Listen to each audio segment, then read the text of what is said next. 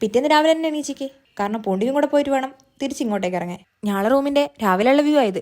മൊത്തം കോട, ഒന്നും കാണുന്നില്ല. ഇതിന്റെ മുന്നിൽ പൂമ്പാല ഗ്രാമം, അതൊന്നും ഒട്ടും കാണുന്നേ ഇല്ല.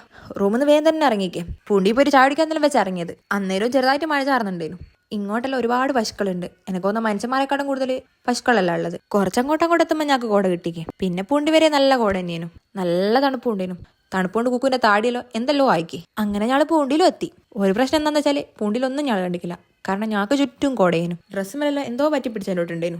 ഡ്രസ്സ് നനഞ്ഞോടാണോ അല്ലെ തണുപ്പ് കൊണ്ടാണോ എന്നൊന്നും മനസ്സിലായിക്കില്ല. വെറുതെ ഇവിടെ നിന്നിട്ട് കാര്യമില്ലാന്ന് നേരെ ഞങ്ങൾ തിരിച്ചു പോകാന്ന് വിചാരിച്ച്.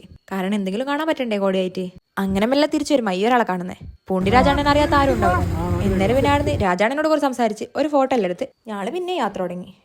അങ്ങനെ കാണുന്ന നല്ല സ്ഥലത്തെല്ലാം നിർത്തി ഞങ്ങൾ കുറച്ച് ഫോട്ടോസും വീഡിയോസും എല്ലാം എടുത്തേക്ക്. മഴ നല്ലോണം പെയ്തേരെ ഓരോരുത്തർ കാര്യം അവിടുന്ന് ചായ എല്ലാം കുടിച്ചിട്ടാണ് ഞങ്ങൾ ഇങ്ങോട്ടേക്ക് പോകുന്നത്. അങ്ങനെ അധികം വൈകാണ്ട് തന്നെ കൊടൈക്കനാൽ വിട്ടേക്ക്.